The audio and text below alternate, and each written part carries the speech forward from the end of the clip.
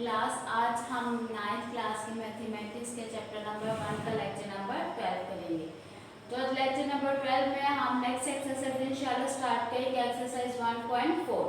तो हमने 1.3 में क्या पढ़ा था कि जो मैट्रिसेस को हम कैसे प्लस कर सकते हैं। तो प्लस करने का क्या रूल था कि अगर दोनों मैट्रिसेस के आर्डर सेम है तो हम तभी उन दोनों मैट्रिसेस को आपस में प्लस कर सकते हैं। लेकिन मल्टीप्लिकेशन में जो अगर दो मैट्रिसेस आपको दिए जाते हैं तो उनकी मल्टीप्लिकेशन को कैसे किया जाता है आज आप इस एक्सरसाइज में पढ़ेंगे। तो देखिए मल्टीप्लिकेशन में आप ये नहीं कह सकते हैं कि अगर दो आपके पास मैट्रिसेस के आर्डर सेम है तो आप उन दोनों को आपस में प्लस कर सकते हैं, मल्टीप्लाई कर सकते हैं।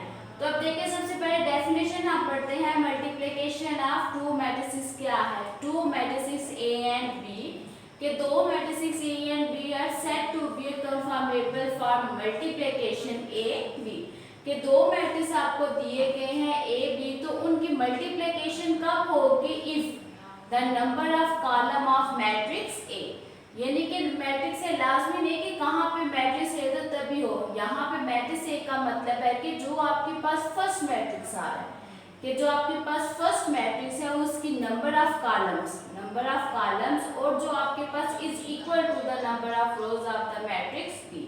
तो मल्टीप्लिकेशन आपके पास तभी दो मैट्रिसेस की हो सकती है अगर आपके पास दो मैट्रिसेस दिए गए हों, उनमें जो फर्स्ट मैट्रिक्स है उसकी कॉलम्स और जो सेकंड मैट्रिक्स है उसकी रोज जो है वो आपस में इक्वल हो। अगर ये इक्वल नहीं होती हैं तो हम कभी भी किसी भी दो मैट्रिसेस को आपस में प्लस मल्टीप्लाई नहीं कर सकते हैं। चलिए यहाँ पे मैंने कुछ मैट्रिसेस लिखे हुए हैं, मैं इनकी एक एग्जांपल देती हूँ आपको। ये आप एन और पी मैट्रिक्स देख लो। देखिए एन मैट्रिक्स का ऑर्डर आपके पास क्या है 2/2, यानी कि इसकी 2 रोज है 2 ही कॉलम्स है। तो इसका मतलब है इसमें आपके पास फर्स्ट मैट्रिक्स ये हम ले रहे हैं तो इसमें फर्स्ट मैट्रिक्स का कॉलम है वो कितने आ रहे हैं 2 आ रहे हैं। सेकेंड मैट्रिक्स आपके पास पी है, पी मैट्रिक्स आपके पास फर्स्ट रो और कॉलम 1 है।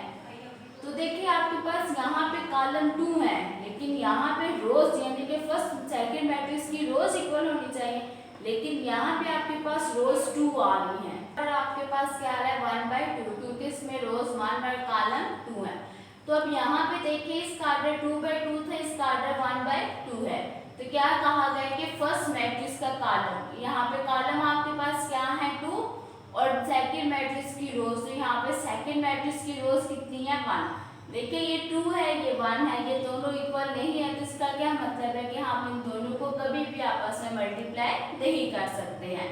तो सिमिलरली यहाँ पे कुछ क्वेश्चंस दिए गए हैं, उन क्वेश्चंस को आपने देखना है। नीचे आपके पास ये पार्ट्स दिए गए हैं M N P R S और आई, आपके पास ये 5-6 मैट्रिसेस दिए गए हैं। नीचे आपने क्या शो करना है n plus M, n plus I M and M I, M plus N plus I, M N, N R, P M and 2m plus N. ये प्लस वाली वैल्यूज जो कि आपने पिछली एक्सरसाइज में की हैं, ये प्रैक्टिस के लिए आप लोगों ने खुद करनी है। आज यहाँ पे जो हम करवाएंगे मैट्रिसेस की सिर्फ मल्टीप्लिकेशन के बारे में ही हम पढ़ेंगे। तो देखिए यहाँ पे मल्टीप्लिकेशन आपके पास मैट्रिक्स के थर्ड पार्ट है आई एम एंड एम आई। ये दो मैट्रिसेस दोनों की अलग अलग आपने मल्टीप्लिकेशन करनी है। तो मैं इन दोनों पार्ट्स में से फर्स्ट पार्ट का सेकंड पार्ट कर रही हूँ, फर्स्ट पार्ट आप लोगों ने प्रैक्टिस के लिए खुद करना है। अब सबसे पहले इनमें से देखिए क्या इनकी आर्डर्स यानी कि ये मल्टीप्लिकेशन के लिए हो सकता है कंफर्मेबल या नहीं होता। तो देखिए इस मैट्रिक्स का ऑर्डर आपके पास क्या है 2/2 क्योंकि इसकी भी रोज 2 है और कॉलम भी 2 है। दूसरे मैट्रिक्स का आपके पास रोज भी 2 है, कॉलम भी 2 है, तो इसका भी ऑर्डर क्या है 2/2। तो अब यहाँ पे देखिए इसकी कॉलम्स भी 2 है और सेकंड मैट्रिक्स का ऑर्डर भी जो आपके पास रोज आ रही है वो भी 2 है। जिसका मतलब है कि इसकी कॉलम्स और इसकी रोज एक दूसरे के इक्वल है। तो इसका मतलब है कि एम आई जो है वो मल्टीप्लिकेशन के लिए कंफर्मेबल है। अब ये आपके पास एम आई मैट्रिक्स है, मैट्रिक्स क्या है 1 2 3 एंड 4 और आई मैट्रिक्स क्या है 1 0 0 1। तो मल्टीप्लिकेशन का क्या रूल था कि जो आपके पास फर्स्ट मैट्रिक्स है उसके कॉलम्स एंड जो सेकंड मैट्रिक्स है उसकी रो सेम होनी चाहिए। लेकिन जब आप किसी भी दो मैट्रिसेस को मल्टीप्लिकेशन करते हैं तो उसका क्या मेथड है कि जो आपके पास फर्स्ट मैट्रिक्स की रो है उसको आप कॉलम से मल्टीप्लाई करते हैं। कंफर्मेबल के लिए आप चेक करने के लिए क्या करते हैं कि फर्स्ट मैट्रिक्स की कॉलम और सेकंड मैट्रिक्स का रो, लेकिन मल्टीप्लिकेशन के लिए ये अपोजिट हो जाता है। मल्टीप्लिकेशन के लिए आप क्या करते हैं, फर्स्ट मैट्रिक्स की रोज एंड सेकंड मैट्रिक्स का कॉलम। तो देखिए स्टेप 1 आपके पास क्या होता है। स्टेप 1 में आपने क्या करना है, फर्स्ट मैट्रिक्स, ये फर्स्ट मैट्रिक्स आपके पास m है, उसकी फर्स्ट रो आपके पास क्या है 1 2, उसको मल्टीप्लाई बाय करवाना है किससे, जो सेकंड मैट्रिक्स है उसके फर्स्ट कॉलम से। तो ये सेकंड मैट्रिक्स है, उसका फर्स्ट कॉलम आपके पास क्या पाना है 1 और 0।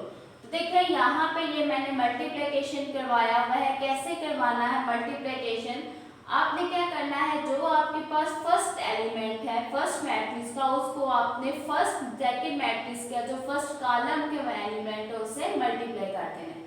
यहाँ पे 1 है, 1 को आपने किससे मल्टीप्लाई करवा देना है 1। आगे आपने क्या करना है, जो आपके पास सेकंड रो का फर्स्ट मैट्रिक्स का जो आपके पास फर्स्ट रो का जो सेकंड एलिमेंट है वो क्या आ रहा है 2, उसको आपने क्या करवाना है, फर्स्ट सेकंड कॉलम्स के जो आपके पास रो को फर्स्ट कॉलम से मल्टीप्लाई करना है। तो एलिमेंट्स को आपने मल्टीप्लाई करने के फर्स्ट एलिमेंट को फर्स्ट से मल्टीप्लाई करना, सेकंड एलिमेंट को सेकंड एलिमेंट से मल्टीप्लाई करवाना है।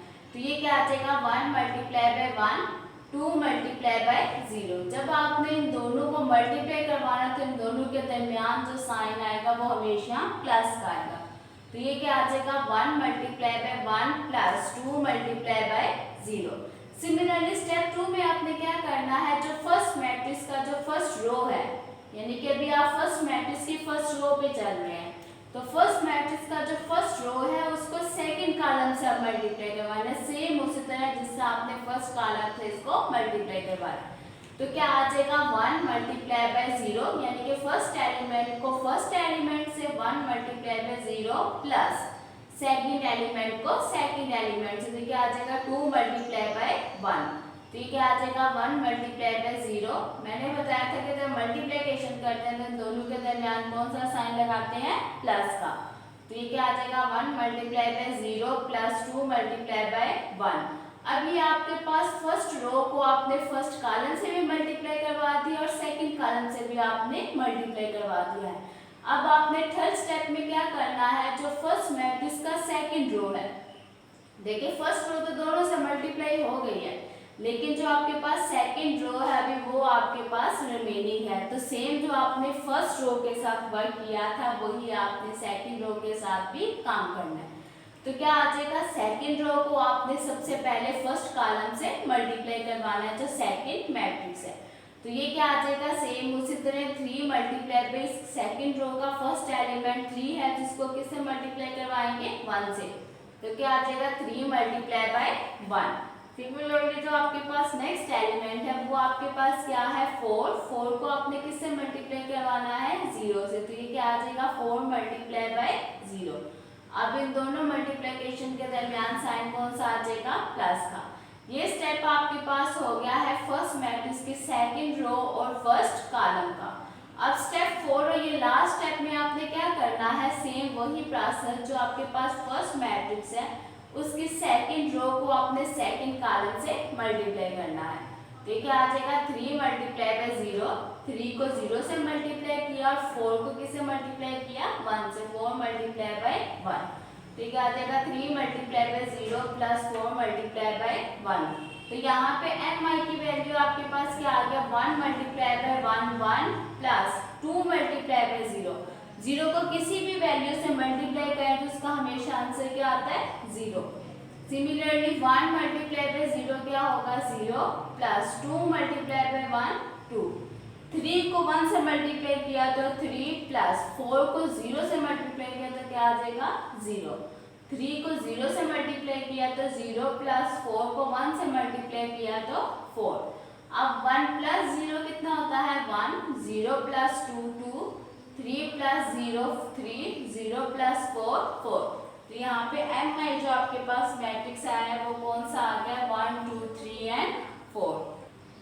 एंड नार जो आपके पास फोर्थ है, मैं फोर्थ पार्ट करवाने लगी वो है एंड नार। तो एंड नार आपके पास एन मैट्रिक्स क्या है 10 -1 0 2 और R मैट्रिक्स आपके पास क्या है -1 एंड 1। अब सबसे पहले आप इनके ऑर्डर्स देखिए, n ऑर्डर है, इसका ऑर्डर आपके पास क्या आ रहा है 2/2। सेकंड जो मैट्रिक्स है उसका ऑर्डर आपके पास क्या है 2 रोज और कॉलम 1 है तो 2/1। तो देखिए फर्स्ट मैट्रिक्स है उसकी कॉलम्स और जो सेकंड मैट्रिक्स है उसकी रोज क्या होनी चाहिए, इक्वल होनी चाहिए। तो देखिए इस मैट्रिक्स का कॉलम्स 2 और इस मैट्रिक्स की रोज क्या है 2। इसका मतलब है कि हम इन दोनों को आपस में मल्टीप्लाई कर सकते हैं। तो मल्टीप्लिकेशन करने का वही रूल है। मल्टीप्लिकेशन में क्या करेंगे, फर्स्ट रो को आपने फर्स्ट कॉलम से मल्टीप्लाई करना है। तो यहाँ पे आपके पास फर्स्ट रो आपके पास क्या आ रही है 10 और -1, तो इसको आपने किससे मल्टीप्लाई करना है -1 और 1 से।